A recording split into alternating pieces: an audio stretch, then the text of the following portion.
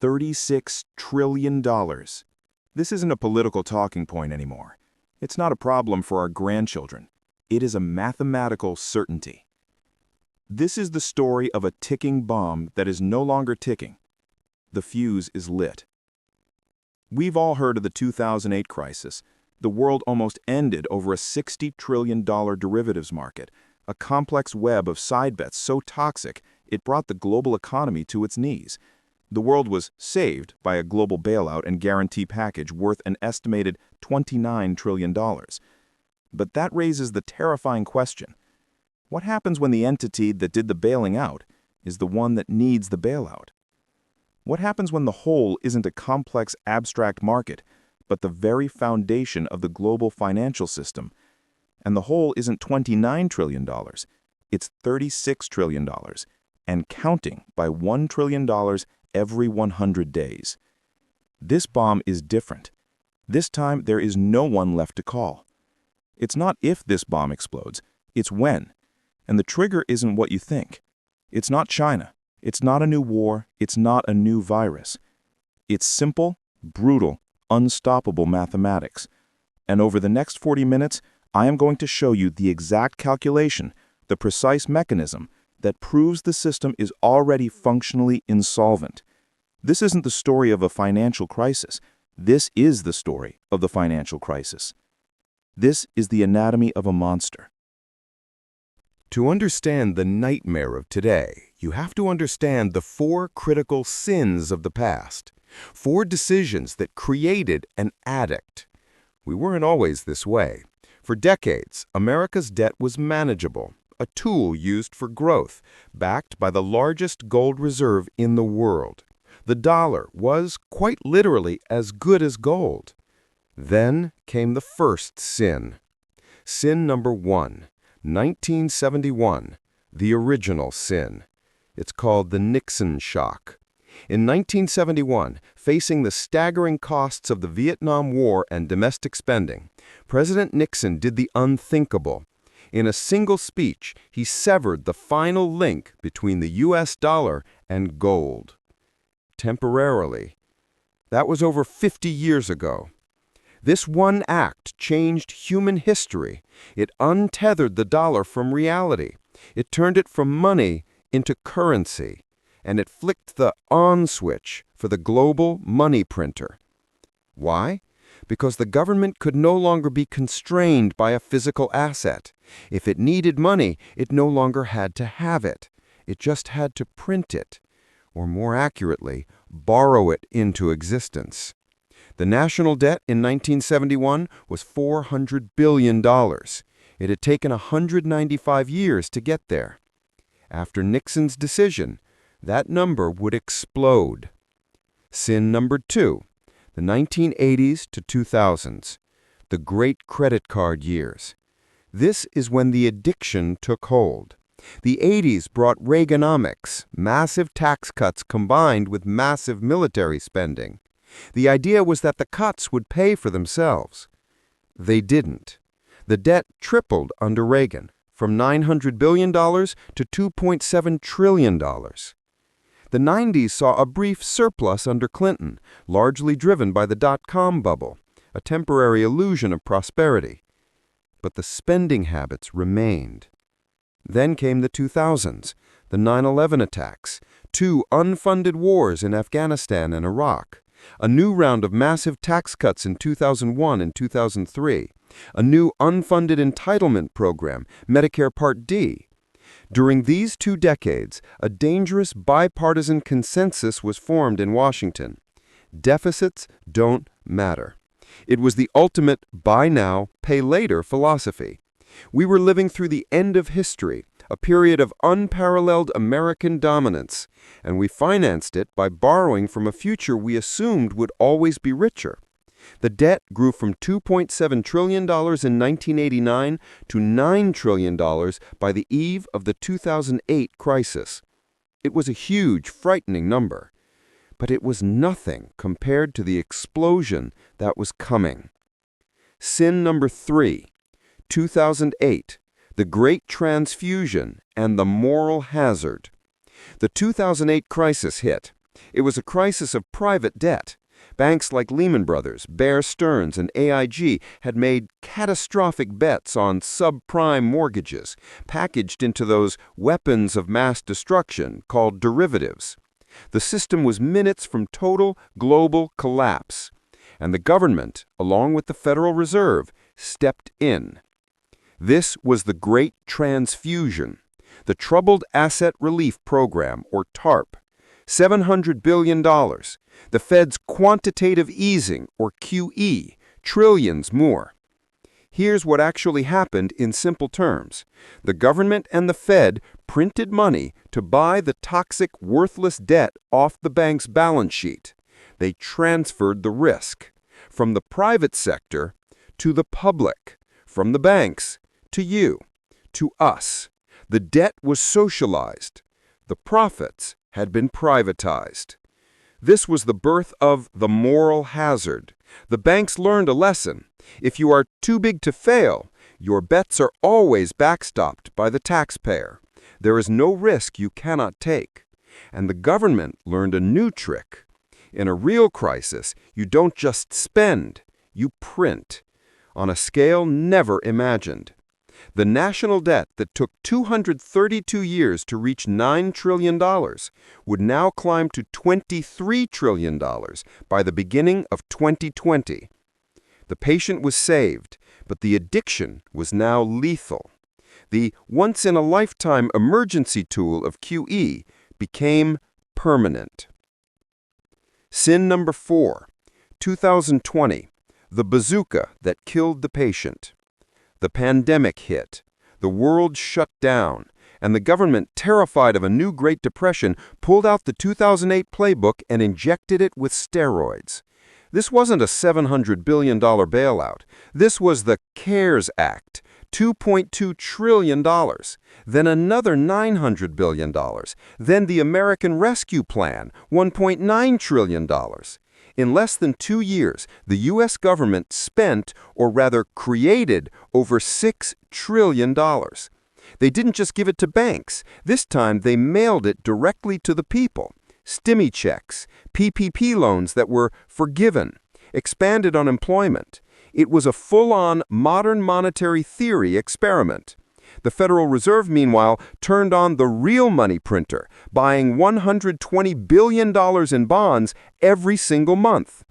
They were financing the government spending spree directly. This right here was the point of no return. This was the act that broke the system. Because that $6 trillion of free money didn't just postpone a recession, it ignited the one thing that can destroy this whole house of cards: inflation. The inflation we all felt at the gas pump, at the grocery store, wasn't transitory. It wasn't just Putin's price hike. It was the logical, mathematical consequence of injecting $6 trillion of new money into an economy that wasn't producing $6 trillion of new things. And this inflation, this monster they created, forced the hand of the Federal Reserve. They were forced to fight the inflation they helped start. And in doing so, they were forced to pull the pin on the $36 trillion time bomb. They did it with one simple, devastating tool. They raised interest rates. And in that moment, the entire mechanism of our debt-based world changed. The unmanageable but stable problem became an unstoppable, automated death spiral. For the past 40 years, we've been told the debt doesn't matter, and for a simple reason: it was cheap. Think of the national debt like a giant mortgage on a house. From 1980 to 2020, interest rates, on average, went down. From a peak of nearly 20% in the 80s, the Federal Reserve cut and cut and cut, until, after 2008, the interest rate was effectively zero. 0%. This was the free money era. It meant the government could borrow trillions, and the interest payments on that $30 trillion mortgage were tiny. It was an interest-only loan at 0.1%. Who wouldn't take that deal? The entire system, our stock market, our housing market, our 401ks, and our government's ability to spend was built on this single assumption, that interest rates would stay at zero forever. But the inflation of 2021-22 shattered that assumption. The Federal Reserve, led by Jerome Powell, had to choose.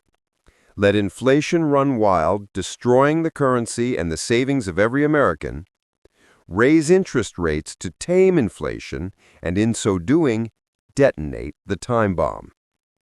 They chose option 2. From March 2022 to July 2023, the Fed raised rates from 0% to over 5%. This is the most important financial event of our lifetime, because it didn't just make your mortgage more expensive, it fundamentally broke the government's entire business model. This is the interest trap. Gear number 1, the debt. We have $36 trillion in national debt.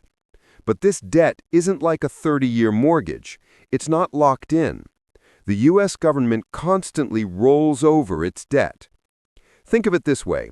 Instead of a 30-year mortgage, the government uses a credit card with a teaser rate.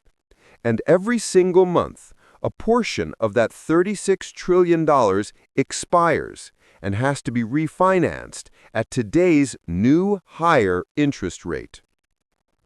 About 1/3 of our entire national debt, roughly $10 trillion, matures and has to be rolled over in the next 12 months. Gear number 2, the interest rate. That $10 trillion used to be financed at 0.1%. Now it's being financed at 5%. Let's do the math.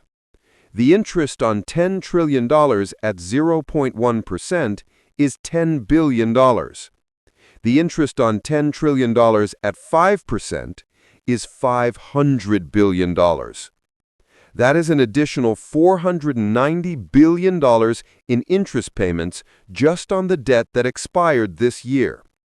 Now apply that logic to the entire $36 trillion portfolio. As all the old cheap debt from the free money era is replaced by new expensive debt from the inflation era, the total interest payment explodes. And that is exactly what is happening right now. In 2020, the total interest payment on the debt was about $345 billion. Today, the annualized interest payment has crossed $1 trillion. $1 trillion. This is the gotcha moment. This is the trap. That $1 trillion isn't an investment. It doesn't build roads or fund the military or pay for Social Security. It is $1 trillion that vanishes into thin air, paid to the bondholders, the banks, foreign nations, and mutual funds just for the privilege of being $36 trillion in debt. Let's put $1 trillion in context. It is more than the entire U.S. military budget. It is more than we spend on Medicare. It is the third largest expense in the entire federal budget, and it will become the largest expense within 24 months. The government is now being bankrupted by its own bank, the Federal Reserve. But here's where the trap becomes a spiral. When you or I are in debt, we have to cut spending or increase our income. The government has to do the same. Can they cut spending? The budget is $6 trillion. $1 trillion is now interest. Most of the rest is mandatory spending, Social Security, Medicare, military. Politically, this is untouchable. Cutting it would be suicide. So no, they can't cut spending. Can they increase income? That means raising taxes, massively, by 30% or more on everyone. Again, political suicide. The economy would crash. So no, they can't raise taxes. So if they can't cut spending and they can't raise taxes, how does the U.S. government get the $1 trillion it needs right now to pay the interest on the debt it already owes? This is the darkest secret of the entire system.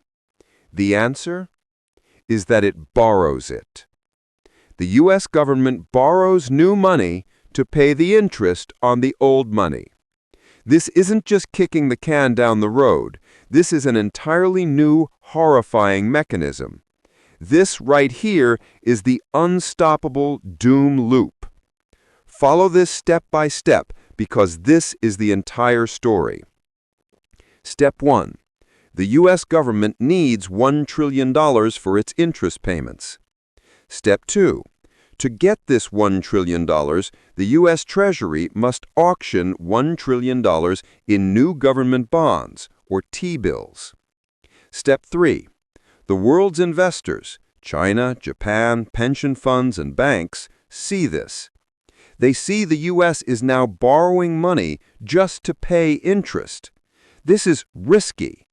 It's the behavior of a failing company. So they say, okay, we'll buy your new $1 trillion in debt, but you're so risky now, we demand a higher interest rate. The Treasury, desperate for the cash, agrees. It sells the $1 trillion in new bonds at, say, 5.5% instead of 5%. Step 5. The loop repeats. But now, because the interest rate is higher, the total interest payment in Step 1 is no longer $1 trillion. It's $1.1 trillion. This is the death spiral. The more the U.S. borrows, the riskier it looks. The riskier it looks, the higher the interest rates go.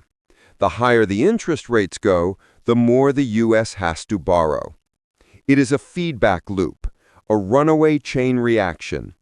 It is an automated mathematical spiral, and it is unstoppable. No politician can stop this. No election can change this. It is not politics. It is code. It is an algorithm that has now been triggered, and it cannot be turned off. For years, people worried about the size of the debt. They were worried about the wrong thing. It's not the size, it's the interest. It's not the illness, it's the autoimmune response. The Federal Reserve's cure for inflation is what is killing the patient. And it leads to one final, terrifying question. A question that no one in Washington or on Wall Street wants to answer out loud. What happens when the loop breaks? What happens when the U.S. Treasury holds its daily auction to borrow the money it needs to pay for yesterday, and nobody shows up? We are going to answer that exact question. But first, if you are getting value from this analysis, and you believe this is information the world needs to hear, take 1 second and hit the subscribe button and the notification bell. We are building a community dedicated to understanding the real, complex systems that control our world. Join us. And now, let's walk through the trigger. This isn't a doomsday fantasy. This isn't speculation. This is a scenario that senior officials at the Federal Reserve and the Treasury Department run war games for. It's called a failed T-bill auction. It is the trigger.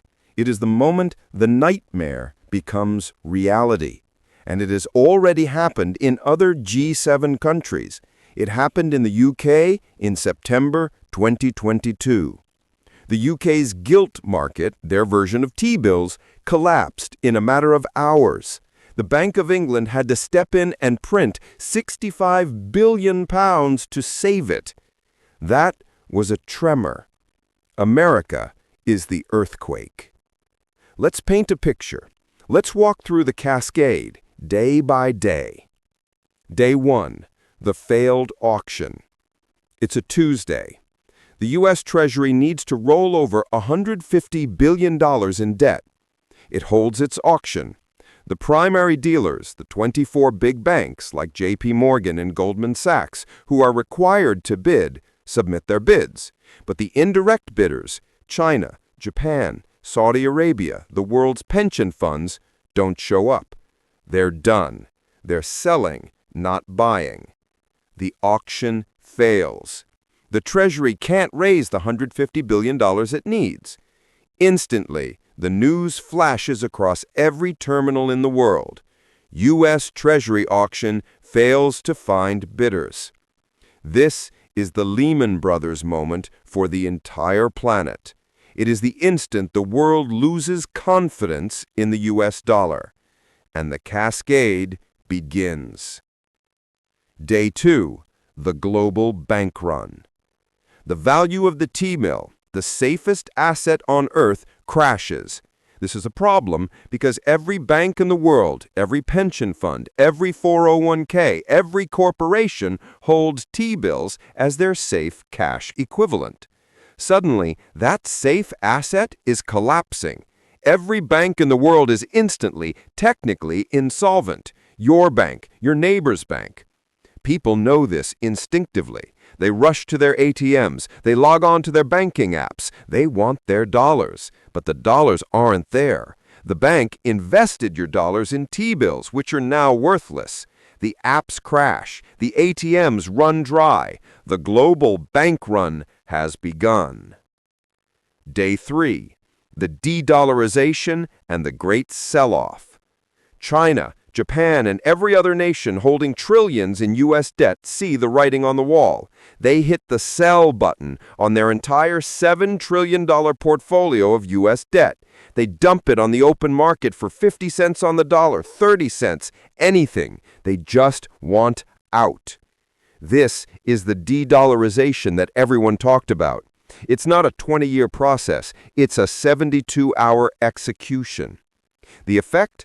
A tsunami of new supply, T-bills, and zero demand causes interest rates to explode. Not to 6%, not to 10%, but to 20%, 30%, 40%. The doom loop completes its final, violent spin. The U.S. government is now officially bankrupt. It cannot possibly borrow money at 40% interest. The credit cards are maxed out and the issuer just shut them off. Day 4. The system collapse and the choice. This is now a real-world crisis. Your credit card stops working because the credit card company's bank failed. Logistics companies can't buy fuel because their credit failed. The supply chain grinds to a halt. Food stops being delivered to grocery stores. Gas stops being delivered to stations. The world stops. Now, the Federal Reserve and the U.S. government have one last terrible choice. It is the end game. They have two options on the table. Option 1, the hard default. They do nothing. They let the system cleanse. They announce to the world, we cannot pay. The government defaults on its debt. Social Security checks stop. Medicare payments stop. Military salaries stop. The $36 trillion in T-bills, the savings of the entire world, goes to zero. This is the Great Reset. It is a deflationary collapse so profound it would make the 1930s look like a minor recession. It is global economic Armageddon. Or, option 2, the soft default, hyperinflation. The Fed saves the day. The Treasury holds its failed auction. No one wants to buy the debt, so the Federal Reserve steps in and says, we will. The Federal Reserve prints $1 trillion and buys the debt from the Treasury. This is called debt monetization. It is explicitly forbidden, but in a crisis, all rules are broken. The government prints the money to pay its bills. Social Security checks go out. The military gets paid. The government is saved. But what is the cost? They have just printed $1 trillion with no backing, no underlying value, just to pay interest. The doom loop is now hyper-driven by the Fed itself. Next month, they will have to print $1.2 trillion. The month after, 1.5. The value of the dollar, that thing in your bank account, is diluted permanently. Your $100,000 in savings is now worth $50,000, then $10,000, then $1,000. This is not a default in name. It is a default in practice. They didn't take your money. They just made it worthless. This is the soft default. It is hyperinflation. It is the end of the dollar as a store of value. The $36 trillion nightmare isn't a future possibility. We are living in it. The bomb has exploded. We are just in the slow-motion part of the blast wave. The crisis isn't coming. The inflation you feel every day, the interest rates that make a house unaffordable, the political chaos and anger that is tearing the country apart, that is the crisis. It's already here. It's just the early stage. For 50 years, we built a global system of prosperity on a foundation of free money, a debt that we assumed would never come due. But the math was always there. The bill has arrived. This isn't just numbers on a screen. This is your 401k. This is your pension. This is the value of your house. This is the value of every hour you have ever worked and every hour you will work in the future. The system didn't just fail by accident. In the end, it was designed to. It was designed to run until it couldn't.